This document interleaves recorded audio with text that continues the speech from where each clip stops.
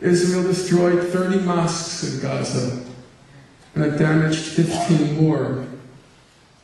Israel said, you have to understand, Hamas was using the mosques to store weapons, and it was fighting from the mosques. Well, the Goldstone mission, to which I returned, the Goldstone mission investigated one case of what it called, and now I'm calling it, an intentional Israeli attack on a mosque that killed 15 people while praying. What did the Goldstone mission conclude? It found no evidence that this mosque was used for the storage of weapons or any military activity by Palestinian armed groups. But Israel said, what about the other mosques? Maybe they were storing weapons there.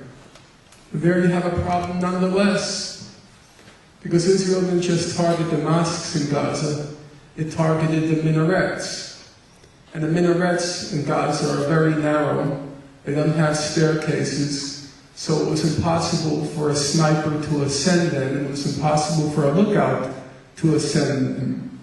So the minarets couldn't possibly have had any military value. Why did Israel systematically target them? One of the fact-finding missions did investigate that. The fact-finding mission headed by the distinguished South African jurist John Dugard. John Dugard is often said to be the father of human rights legislation in post-apartheid South Africa. What did he find?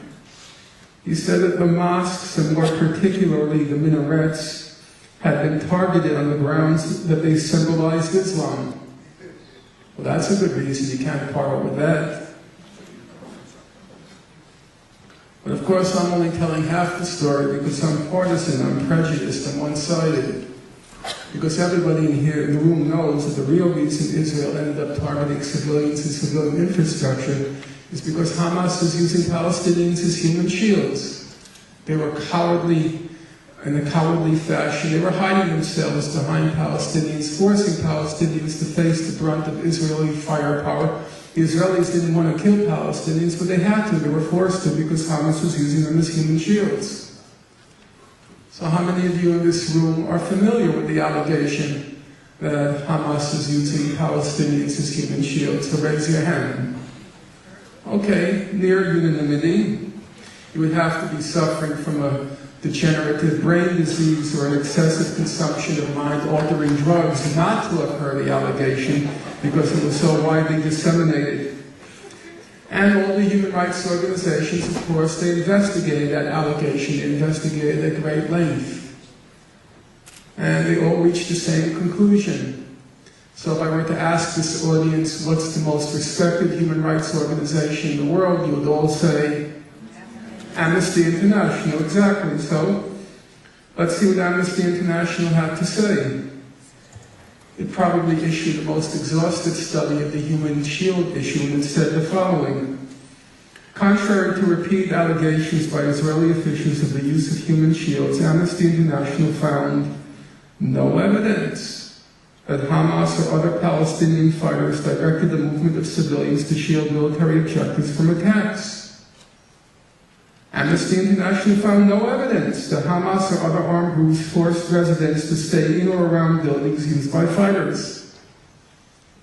Amnesty International found no evidence that fighters prevented residents from leaving buildings or areas which had been commandeered by militants.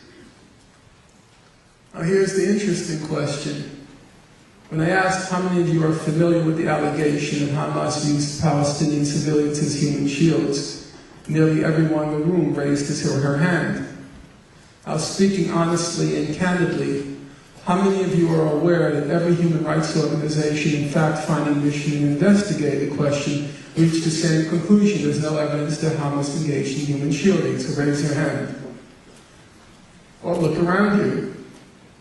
And bear in mind, this is an informed audience, and one generally sympathetic to the rights of Palestinians. It tells you something about the huge gulf that exists between what the mainstream media report and what the findings of the human rights organizations. But even if it were true that Hamas engaged in human shielding, it still couldn't possibly explain the death in Gaza. Why not? Well, let's see what Amnesty had to say. It said, in the attacks that caused the greatest number of fatalities and injuries, Palestinian civilians were not caught in the crossfire of battles between Palestinian militants and Israeli forces, nor were the Palestinian victims shielding militants or other legitimate targets. Well, then how did they die? Amnesty says, many were killed when their homes were bombed while they slept. Others were going about their daily activities in their homes, sitting in their yard, hanging the laundry on the roof when they were targeted in airstrikes or tank shelling. How did children die in Gaza? About 358 Palestinian children were killed. How did they die? Was Hamas using them as human shields? Amnesty says the children were studying or playing in their bedrooms or on the roof, or outside their homes when they were struck by missiles or tank shells. It's emphatically not true, of course, that there was no human shielding in Gaza. Of course, there was extensive human shielding by Israel, using Palestinians as human shields. All the human rights organizations conclude that Israel committed multiple war crimes and possibly or definitely crimes against humanity in Gaza. They also conclude that Hamas committed comparable crimes, but on an incomparably smaller scale. How many crimes can ants commit against a child, incinerating them with a magnifying glass? After those 22 days, many human rights organizations investigated what happened in the course of the Israeli invasion. The best known of the investigations was the one commissioned by the UN Human Rights Council and headed up by Richard Goldstone. Mr. Goldstone is a distinguished South African jurist, and he went on to be the former prosecutor of the International Criminal Tribunals for the former Yugoslavia and Rwanda. And within several months' time, he produced the mission he headed, produced a very substantial report, running to some 500 densely argued pages. It's impossible, obviously, in the confines of this evening's event, to go through with any kind of depth the findings of the Goldstone report, but it is worth reporting what he concluded. First, the Goldstone mission concluded that Israel launched a deliberately disproportionate attack designed to punish, humiliate, and terrorize the civilian population.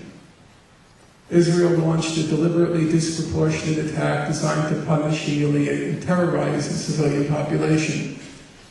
Notice what he doesn't say. He doesn't say Israel launched the attack because of the Hamas rocket and mortar attacks. How could he say that if Israel didn't want Hamas to fire rockets and mortars at Israel? It wouldn't have broken the ceasefire, because it was breaking the ceasefire that triggered those attacks. But maybe all that death, maybe all that destruction was because some Israeli soldiers went berserk. Everyone knows in every army there are some rotten apples. But the Goldstone mission concluded, well, that's just not possible. It said, the systematic and deliberate nature of the activities leave the mission in no doubt that responsibility lies in the first place with those who designed, planned, ordered, and oversaw the operations, that is, the Israel's political and military leadership. Well, some people, after the report came out, they said, this is awful extreme. Maybe Mr. Goldstone, he exaggerated a little. The problem was, the Goldstone mission couldn't have concluded anything other than what it concluded, because the Israeli leaders were very forthright, they were very candid before, during, and after the invasion about what they were up to. You can't fault them for being dishonest. They were remarkably forthright.